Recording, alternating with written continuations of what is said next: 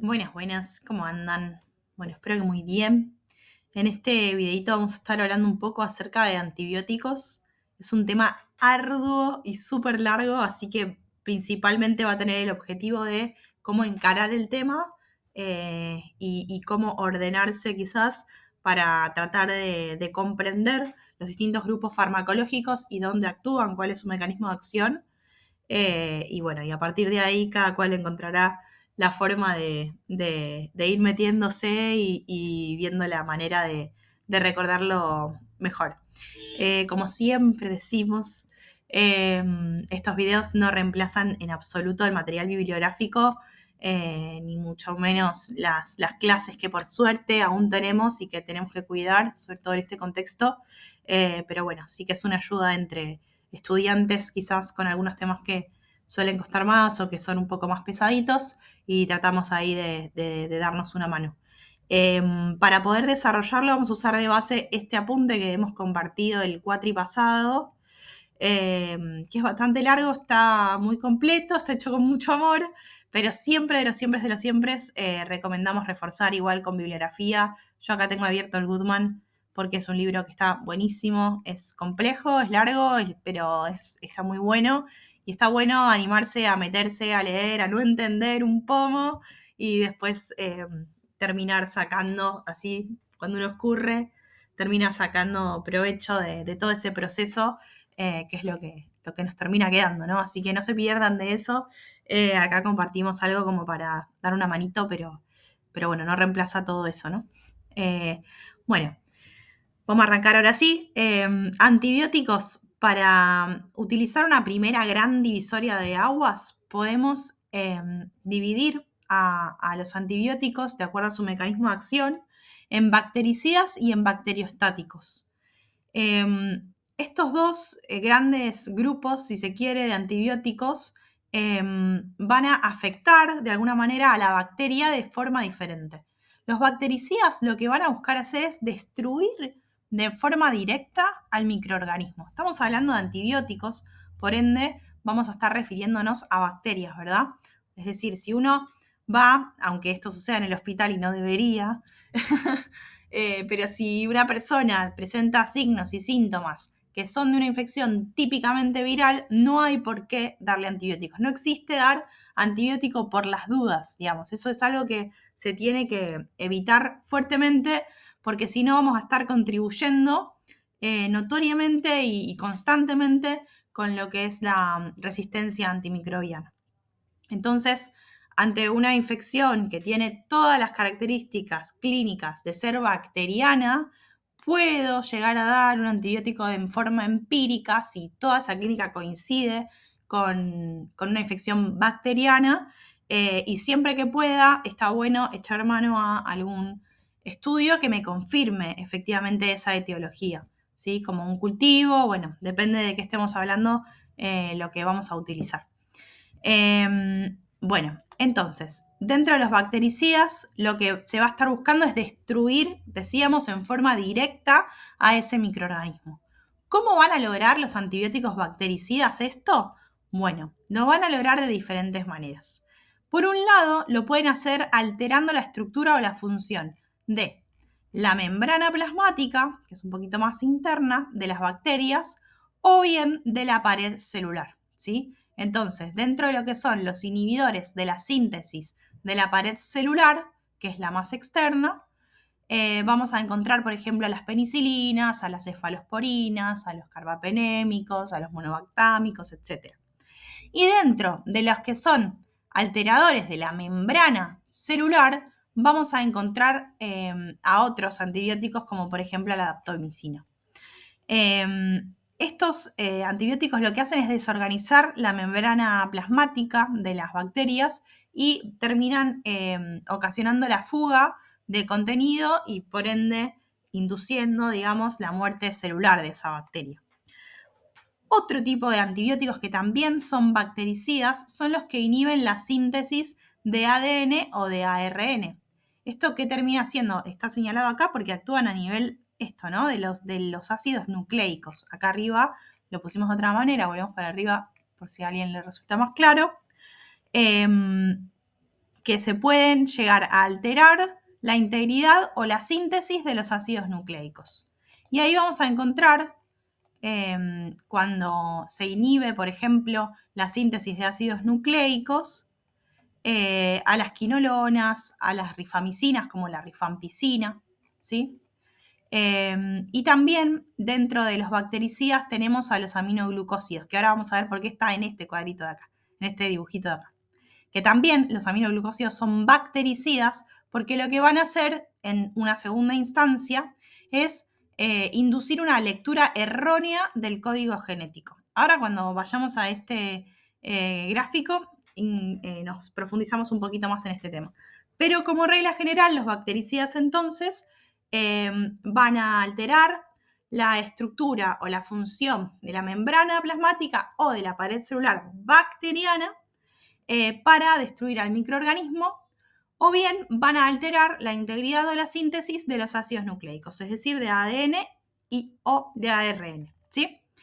Bien, dentro de los bactericidas tenemos a los beta-lactámicos, a los glicopéptidos, a los aminoglucósidos, a las quinolonas y a otros grupos más, como los que tenemos acá. Dijimos que la gran divisoria de aguas primaria serían entre bactericidas y bacteriostáticos. Los bacteriostáticos, ¿qué van a hacer? Siempre que tengamos la palabra estático o estasis, nos va a estar hablando de algo que se detiene, de algo que se frena.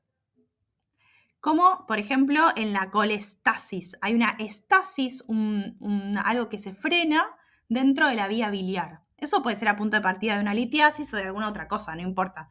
Nos fuimos de los antibióticos acá. Pero volviendo a los antibióticos, entonces, si es bacterioestático, va a ser que algo se detenga. ¿Qué se va a detener? Bueno, el crecimiento y la replicación de las bacterias, de las colonias bacterianas, ¿sí? ¿Cómo se logra esta inhibición del crecimiento y de la replicación bacteriana? Bueno, principalmente va a ser alterando la síntesis proteica bacteriana, ¿sí? Se va a alterar la síntesis de proteínas que esa bacteria necesita para sobrevivir, por así decirlo.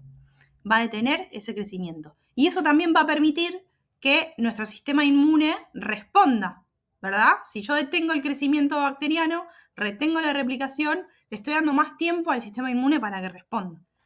Bien, acá dijimos que lo logra alterando la síntesis proteica bacteriana. Vamos a rápidamente volver así, velozmente a bases 1 y vamos a recordar que el ADN, por medio del proceso que se llama transcripción, ¿sí? Va a terminar dándonos, si se quiere, ARN mensajero, que este ARN mensajero, por medio de la traducción, va a estar implicado en lo que es la síntesis proteica. O sea, va a estar implicado en que se puedan generar proteínas, ¿sí? Espero que no haya mucho ruido, porque mis vecinos están escuchando música en volumen realmente muy fuerte. No sé si se escucha, espero que no. Así no molesta tanto. Quiero abrir esto. Ahí está. Entonces, por medio de la traducción, vamos a terminar obteniendo proteínas. Pero ¿dónde ocurre la traducción? Es decir, ¿dónde ocurre el proceso que me termina dando como producto final, si se quiere, a las proteínas? Si recordamos también de bases 1, esto va a ocurrir en el ribosoma celular. En este caso, en el ribosoma bacteriano, porque estamos hablando de que lo que se altera es la síntesis proteica de la propia bacteria. Entonces, vamos a borrar esto. Acá tenemos un ribosoma, si tenemos muchísima imaginación, que los ribosomas, si recordamos también de bases 1, tenían 2 subunidades. Acá va a cambiar lo que es el ribosoma bacteriano en relación al ribosoma humano. Por suerte cambia, porque por eso también se pueden utilizar con muchos menos riesgos los antibióticos. En el caso del ribosoma bacteriano va a tener 2 subunidades, la subunidad 30S y la subunidad 50S. Y en estas 2 subunidades es que van a ir actuando los distintos grupos farmacológicos. Ante todo van a actuar los que son bacteriostáticos sobre el ribosoma porque alteran la síntesis proteica. Además de los bacteriostáticos, va a estar este amigo nuestro, o estos amigos nuestros, que son los aminoglucósidos, donde entra, por ejemplo, se me fue. ¿Dónde los tengo acá? La gentamicina, eso quería decir. Bueno, los aminoglucósidos, si bien los pusimos en este mismo cuadrito, no son bacteriostáticos, sino que son bactericidas, porque lo que hacen es justamente, que habíamos dicho antes, es que inducen una lectura errónea del código genético. Si recordamos ahí de bases 1, ¿cómo se llama? ¿Se acuerdan que teníamos el ARN mensajero? Que lo que nos iba a servir era para que pasara, o sea, alcanza el ARN mensajero al ribosoma y a partir de los codones, que es cuando se forman 3 nucleótidos de ese ARN mensajero, cada codón va a codificar justamente o va a determinar qué aminoácido se suma a esa cadena polipeptídica, ¿sí? a esa cadena que va a terminar conformando la proteína. Bien, entonces, tenemos dentro de los que actúan sobre el ribosoma como bactericidas a los aminoglucósidos y después vamos a tener a estos otros, que son todos bacteriostáticos, los que están en azul, ¿sí? Las tetraciclinas van a actuar sobre la subunidad 30S, entonces si me preguntan el mecanismo de acción de las tetraciclinas, van a inhibir a la subunidad 30S del ribosoma, alterando la síntesis proteica bacteriana, por ejemplo. Y sobre la subunidad 50S vamos a tener que actúan los macrólidos, las lincosamidas, el cloranfenicol, el ácido fusídico, que es un tipo de antibiótico que se utiliza a nivel tópico como crema para infecciones leves de piel, por ejemplo, ¿no? Bueno, y después otro caso muy particular es la trimetopima sulfametoxazol. El famoso TMS o cotrimoxazol, tiene como muchos nombres. La trimetopima sulfametoxazol lo que tiene de particular es que son dos compuestos que se combinan. Por separado, estos antibióticos son bacteriostáticos, pero cuando se los combina pasan a ser bactericidas porque terminan justamente destruyendo a la bacteria en forma directa, ¿sí? ¿Por qué sucede esto? Porque, bueno, son inhibidores del metabolismo bacteriano, es decir, van a interferir en rutas metabólicas que están implicadas en la síntesis de ácido fólico o de B9, que es lo mismo. Recordemos de bases 3 que B9 y ácido fólico son lo mismo. Como se altera la síntesis de ácido fólico a nivel bacteriano, no se van a poder generar, digamos, los nucleótidos y el ADN de forma correcta como lo necesita la bacteria. Entonces eso detiene también, si se usan por separado, el crecimiento bacteriano, ahí sería bacteriostático, pero al combinarse, como actúa a distintos niveles de esa vía metabólica, ya pasa a ser bactericida. Eso es un dato que está bueno tener en cuenta, que tanto el sulfametoxazol como trimetopima por separado son bacteriostáticos, pero al estar combinados pasan a ser bactericidas. Bueno, eso como una primera introducción que casi que va a ser todo el video. Después quizás mencionar algunas cositas sueltas como para prestar atención. Está el apunte, está el libro, está el material de cátedra y es un tema demasiado largo como para hacer un video entero de esto. Cosas a tener en cuenta, por ejemplo, dentro de los betalactámicos, todos comparten una estructura en común, que es el anillo betalactámico, y también comparten el mecanismo de acción, que tiene que ver con que inhiben, como hemos dicho, la síntesis de la pared bacteriana y la inhiben justamente alterando al péptido glicano, que es algo que es propiamente de las bacterias. Las células humanas no tienen pared bacteriana y tampoco tienen, por ende, péptido glicano. Entonces, esto es importante porque son tipos de estos antibióticos, los betalactámicos, como la penicilina, por ejemplo, son fármacos seguros para el embarazo, por ejemplo, porque como no actúan a las células nuestras, a las células humanas, sino que actúan sobre la pared bacteriana exclusivamente, son fármacos muy seguros en ese sentido. No van a alterar las células, digamos, de la gestante o del feto, ¿sí? Eso me parece algo importante. Los principales efectos adversos en general de los beta-lactámicos tienen que ver con reacciones de hipersensibilidad, digamos, con reacciones alérgicas. Sabemos que hay reacciones alérgicas severas quizás existen, digamos, no porque sean muchas, pero sí que se han descrito con la penicilina, entonces es algo ahí a tener en cuenta siempre. Después, no sé, así como abuelo de pájaro, cositas importantes, la penicilina G sabemos que es la que es de elección para tratar la sífilis, en específico la benzatínica. Las penicilinas G tiene como vía de administración la intramuscular y la intravenosa. La única penicilina natural que se da por vía oral es la penicilina B, y esta es muy importante porque es de elección en la faringitis estreptocóxica, ¿sí? Cuando estamos seguros de que es bacteriana, el antibiótico de elección es la penicilina B. Y es muy importante porque previene la glomerulonefritis y la fiebre reumática, que eso es algo que vimos bien en pediatría. Bueno, esas son cosas importantes. Bueno, saber también, por ejemplo, las cefalosporinas de primera generación, como la cefalexina, en caso de embarazo, por ejemplo, va a ser la primera elección en ITU. De acá también, para ir buscando así como batalla naval en los cuadritos y para ir investigando por otros lados, buscar cuáles son efectivos, por ejemplo, contra el SAM-R, el Staphylococcus aureus meticilino resistente, eso es importante. El de primera elección para el SAM-R es la vancomicina. Y de la vancomicina, algo muy, pero muy importante, es que vía oral únicamente se utiliza cuando la infección es en el tracto gastrointestinal. ¿Por qué? Porque es tan grande la molécula, si se quiere, de vancomicina, es tan grandota que no logra absorberse por su tamaño. Entonces, si tengo una infección en el tracto gastrointestinal, por ejemplo, una colitis por Clostridium difficile, bueno, entonces ahí puedo usar la vancomicina por vía oral. Si no, la voy a tener que usar por vía intravenosa, ¿sí? Porque no me va a alcanzar ningún otro lugar del cuerpo si la utilizo por vía oral, por su tamaño. No pasa para adentro, no se absorbe. Eso es algo ahí como interesante para saber. Igualmente lean todo y sepan todo porque todo entra, pero bueno, voy haciendo menciones de cositas quizás.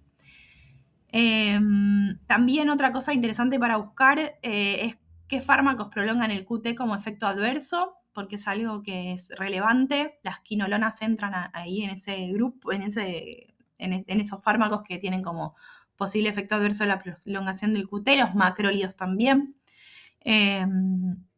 Después también saber que la nitrofurantoína hoy en día está considerada como primera línea, digamos, para lo que son las cistitis no complicadas, pero saber que solamente para la cistitis no complicada se concentra su efecto solo a nivel urinario y no alcanza concentraciones sistémicas útiles, digamos. Si hay una pielonefritis, es decir, una infección urinaria alta, la primera elección va a ser la ciprofloxacina, ¿sí? O alguna otra quinolona. Bueno, eso. Luego, ¿qué más?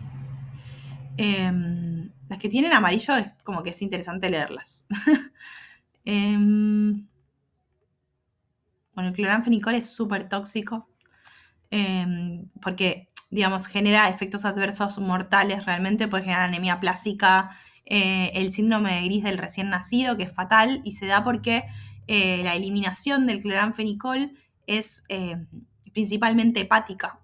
Y como hay inmadurez hepática en los recién nacidos, se puede dar este síndrome que realmente es fatal. Y bueno, la trimetoprimida sulfametoxazol, que ya la hemos mencionado antes, también tiene algunas cosas interesantes como para tener en cuenta. Una es esto que habíamos hablado, de que por separado son bacteriostáticas, cuando se combinan son bactericidas y suelen combinarse, digamos, el TMS se suele dar así.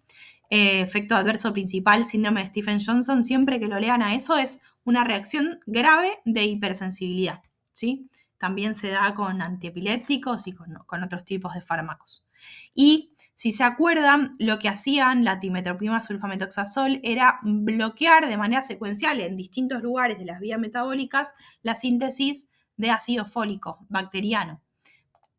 El blanco va a ser el bacteriano, digamos, pero si llega a actuar sobre células nuestras, puede llegar a generar, sobre todo en exposiciones a largo plazo, una anemia megaloblástica, por ejemplo, que si recuerdan, las anemias megaloblásticas se generaban por déficit de vitamina B12 o de vitamina B9, que es el ácido fólico. Así que por eso es que puede llegar a generar ese efecto adverso. Lo menciono eso no porque sea muy relevante, sino porque es sencillo de recordar si uno piensa en el mecanismo de acción.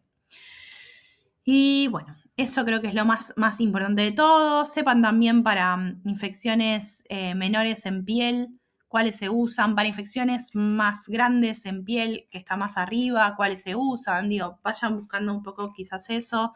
También para lo que son las neumonías, ¿sí? Nada, eso. Sepan bien ese tipo de cuestiones. Bien, eso por un lado. Bueno, eso creo que es lo más importante. Después también saber que las bacterias, como han estado expuestas por largo tiempo a los antibióticos, también han desarrollado mecanismos de resistencia. Uno muy común es que las propias bacterias generan una enzima, ¿sí? Que es la beta-lactamasa. Y entonces los inhibidores de la beta-lactamasa no son antibióticos, pero se combinan con antibióticos justamente para inhibir a estas enzimas que las bacterias han desarrollado como mecanismo de resistencia. El efecto adverso más común de los inhibidores de la beta-lactamasa son las disbacteriosis, que aumentan el riesgo de diarrea por Clostridium difficile. Bien, y los inhibidores de la beta-lactamasa más famosos de la vida son el ácido clavulánico, el sulbactam y el tazobactam. Las combinaciones más frecuentes son de amoxicilina con ácido clavulánico, la ampicilina se suele combinar con sulbactam y la piperacilina con tazobactam, ¿sí? Y acá están un poquito los usos. Es un buen resumen como para tener en cuenta. No deberían usarse siempre combinados, pero sí saber que existe la combinación como para potenciar ese efecto en caso de sospechar de que haya una bacteria que haya desarrollado como mecanismo de resistencia beta-lactamasas. Bueno, eso. Muchos éxitos y nos estamos viendo pronto.